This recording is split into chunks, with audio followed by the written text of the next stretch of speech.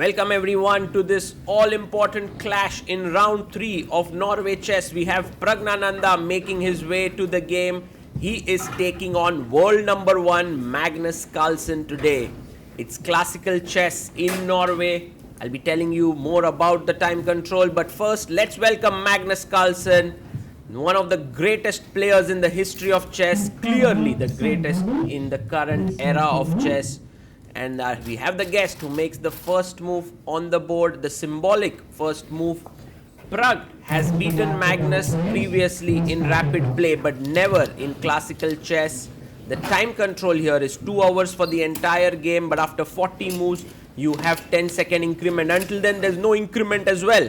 So they have to speed up at some point. E4 by Praggnanandhaa. What is Magnus going to do? Sicilian. He wants to play some aggressive chess today and beat Pragg. By the way, Magnus is the sole leader in the open section with 3 points. Pragg is on 2.5. Pragg brings his knight out to f3. And will Magnus play knight c6, which is very common at top level. And then we have the Rosolimo with bishop b5. No! He goes e6. This is relatively lesser played these days. E6 is lesser played, but Pragg quickly plays d4, pawn takes. We have the open Sicilian, and this is such a dream opening because you have 2 fighters on the board, Pragg and Magnus, and a fighting opening. What more can you ask for? A6. This is known as the Sicilian Khan variation. It's supposed to be very, very safe and positional in a way because you are kind of putting your pawns on light squares, controlling these light squares over here. But Pragg puts his bishop out to d3 and queen comes to c7. Now the queen is excellently placed here. But on the other hand, you will see that what Pragg has done is that he's not developed his knight on b1. This means that he can at some point push his pawn to c4 and create a Maroczy bind setup. Knight comes out to f6. Putting pressure on the center, you will see that e5 is not possible because the queen controls that square. So Pragg needs to now reinforce that square. He goes queen e2, he's threatening e5. So maybe it's time for Magnus to stop it with his pawn moving to d6. He does that, he plays d6. Magnus has 1 hour 54 minutes, which means that he's still quite well prepared. Praggnanandhaa has 1 hour 46 minutes. So he's been taking his time in the opening, and now comes the move c4. As we said, the Maroczy bind is on the board. White is trying to sort of get more space.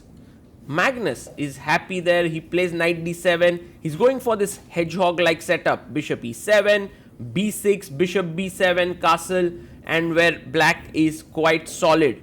Knight comes out to c3. There was also another possibility to play f4 here, which scores very well, stopping knight e5. But Pragg says, let me just go safe. Knight c3 on the board.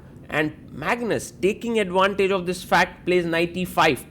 Because now the bishop cannot move away. You lose your c4 pawn. So although he's moved his same piece twice in the opening, he wants to win the d3 bishop. That's his main plan. And Pragg there completely focused. He plays pawn to h3. Maybe he wants to play f4 and not allow the knight to settle down on the g4 square, or in general doesn't want any knight coming to g4 and plays h3. Magnus goes b6. Perhaps not the most accurate way to play because he wants to put his bishop here on b7, and that takes a bit of time, but it's so logical. You want to put your bishop on the b7 square, and now maybe for Pragg it's time to push the knight away. f4 is on the board. Magnus must take the bishop on d3. After all, that's what the knight came in for. Yes, he takes on d3. And now Pragg takes it back. Let's take stock of the situation. White has space, black has the bishop pair. And I think the position is slightly more pleasant for white, but definitely everything to play for. Bishop b7 is played on the board. And now Praggnanandhaa, what is he going to do? Is he going to bring his bishop out from b2 and then centralize his rooks? No, he goes right in there. f5, striking here. And black is put into trouble. Now black must go e5. This is important. And after knight c2, play rook c8. so that bishop g5, knight e3 is not possible, this ideal setup. But Magnus blunders.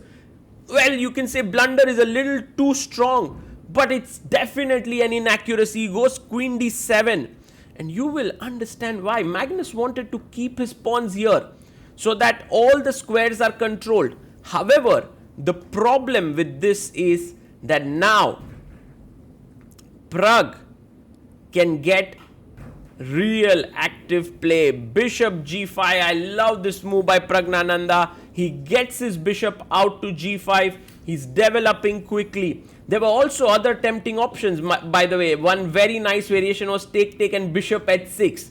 But what Pragg has selected is the best. Bishop e7 played, and now, you know, an amazing move here is rook a d1, putting the rook opposite the queen. But it's not so easy to understand because you can play your rook to e1.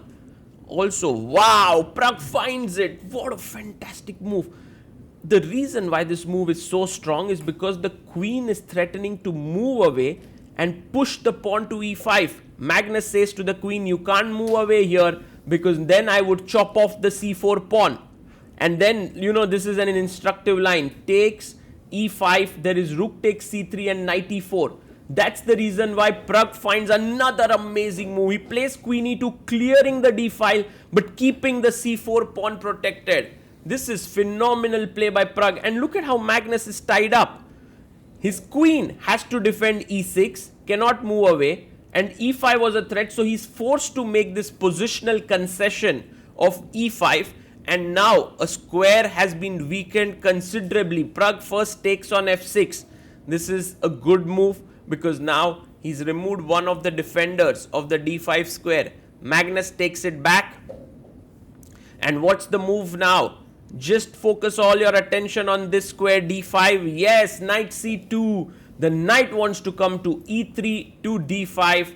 And this is fantastic chess here by Pragg. The two bishops are completely blocked. We have Letingye in our screen right now, blocking the view. Queen c6 played, putting pressure on c4 and e4, 2 pawns. But of course the knight is going to enter in here, and Pragg is going to get his knight into the center. Yes, knight e3 on the board. Magnus is struggling big time here. It's not often that Magnus gets positionally outplayed in 19 moves out of the opening. This is what Pragg has managed to do today. Bishop g5 played. What Magnus wants to do is he wants to take here. But Pragg can be brave and actually sack a pawn and go queen g4. Will Pragg do that? Because that, I'm sure he sees there's compensation, but he goes king h1. And maybe this allows Magnus a little bit of stability. The reason being that now he can take. Yes, he does. And Magnus is an amazing defender. So Pragg has to be careful. Bishop e3. And now after queen e3, Magnus, of course, he's not going to go and chop this pawn because of f6, g6 and take this. This is weak. King is weak. But what he can do now, Magnus, is play f6 and stop white's f6. That's the main move. Yes, he plays it. And now the c4 pawn is under pressure. So Pragg, well, in a way you can say he can even give it up because b6 and d6 are weak.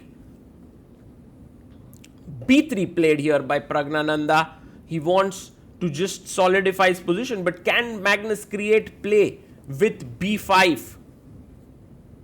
And he does that. He does that. All of a sudden, Black's position is not counterplay-less. You know, there is counterplay in the position. And now, how does Pragg continue? He plays his knight to the center of the board. Fantastic move. But the knight is not threatening much for the time being. It's well placed, but not threatening much. So, queen c5, offering a trade. Maybe better was to just take this pawn. But I think Magnus wanted to trade the queens, but now the queen can go to f3. This is, or g3. Both moves very strong. He goes f3. He's threatening to give a check. Well, you want to take out this knight, but if you take it out, rook d5 attacks the queen. Not so simple. For Magnus, there are many problems. B takes c4 played, and Pragg can now give a check and force the black king to lose his castling rights. He does it. Queen h4 check. Now, one thing that Pragg has to be careful is his time. He has 19 minutes left and he has 15 more moves to make to reach move 40. Magnus meanwhile has 44 minutes. So while Magnus has been worse, plays his king to f8, his rook is not going to come into the game very soon. He's worse, he's played quickly and he's putting the pressure on Praggnanandhaa. How is Pragg continuing now? Let's see. Pragg taking his time and plays another beautiful move, rook f3. This is such a great move because now this rook can swing over here. Also, if you take, I can take back with the rook. It's time to get rid of the knight on d5. Magnus plays bishop takes d5. Pragg comes in and of course going to take with the rook. You can't take with the pawn. Yes, rook takes. Now the queen is attacked. The d6 pawn is weak. But the queen can move away where exactly? Do you want to go to b4? That looks like a safe square, or b6 is one option. He goes queen b6, defending the d6 pawn. But I think it's time for Pragg to take the pawn back on c4. He's taking his time here. Pragg takes on c4. He's down to 14 minutes. And we are on move 28. Now if Magnus comes in and gives a check, king h2 and tries to take here, this is already bad because of rook d6. The king is too weak. And also you will realize that one of the things that is not happening for black is his rook on h8, completely out of the game. Rook b3 played by Praggnanandhaa. He's bringing his rook from the other side. He wants to get in here. Magnus can give a check here in this position, but then just rook comes back, so it's not so dangerous. Magnus now needs to play something that blocks the attack, and he plays rook b4. The attack to the queen is blocked, and now there's this insane move, very tough move to bring the rook back, so that takes, you can take back with the rook. Pragg finds this move as well. Unbelievable accuracy shown by Pragg. The level of play by Praggnanandhaa has been very high. He's been kind of finding almost the best moves on nearly every turn. Rook d3 played. Now Magnus must try to bring his king out and bring the rook somehow, although it's not at all easy, but he takes. He takes on b3, and now Pragg is of course going to take back with the rook. Yes, rook takes b3, attacking the queen. The queen has to move away. But where? Queen c5, there is rook b8 check and you can resign. So maybe queen c7 is one idea. He plays his queen back and he's threatening some kind of perpetual checks here on c1 and f4. Praggnanandhaa needs to bring his queen back to d1, which is again a difficult move, a backward move. But Pragg is now used to making difficult moves in this game. Finds queen d1. Fantastic move once again. Just shoring things up.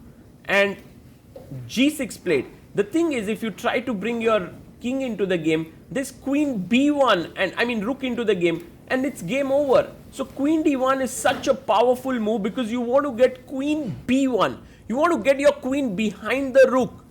And Pragg finds once again this idea. Look at Magnus. He's like, oh my god, what is Pragg playing here? He's not just letting me escape with my king and rook. Insane play by Praggnanandhaa. Now the queen needs to move away, otherwise would just get lost. So queen c5, and now very important not to let the king escape from here. You need to cut the king off. Praggnanandhaa is 11 minutes. Now he plays rook b7, another fine move. You know, just completely cutting the king off. The king cannot move up. And although Magnus is a pawn up, he's kind of another pawn bites the dust. He's kind of a rook down there. Okay, gf5. And now, you know, you want to get queen b3 and try to checkmate him. But there's this check unnecessarily coming in. So Pragg plays another brilliant prophylactic move, king h2. He just moves his king up so that there are no checks later. If Magnus gets greedy, then queen f1 is already game over. There's no way to protect f6. Magnus now plays rook g8. Finally, he's like, I've got my rook into the game, but look at his expressions. He knows that it's all over. Pragg plays queen b3, threatening nothing short of mate in 1 here on f7, and d5 played here by Magnus. And how do you finish him off is the question. How do you finish your opponent? He takes on h7, threatening a check here, and if the queen goes back, there is a check from a3 and mate. I think there's just no way to stop the mate. If you play rook g7, I have check and another check, and you lose the rook. Magnus is now lost completely. He stretches his hand in resignation. First classical win for Praggnanandhaa against Magnus Carlsen. What a play by Magnus, and what I love is the kind of camaraderie that they both share with each other in spite of losing this game in brutal fashion. Magnus is analyzing with Pragg, telling him that, you know, I maybe missed something, and also for Pragg, there's absolutely no emotions on his face. It's just another day at work for him, beating world number 1, beating the player who's just absolutely phenomenal. 28-30 is his rating. Praggnanandhaa manages to outwit him right from the opening. And you know, it's one thing to get an advantage against Magnus in the opening, but quite another to convert it, because he's an absolutely brilliant defender. But today, Pragg dominated the game right from start until finish, and now takes the lead in the tournament. He has 5.5 points, because a win in Classical gets you 3 points. He's half a point ahead of Fabiano Caruana. And what an amazing thing. Not only does Pragg lead in the Open, Vaishali leads in the Women, which means the siblings are in the lead in Norway. An amazing day for Indian chess.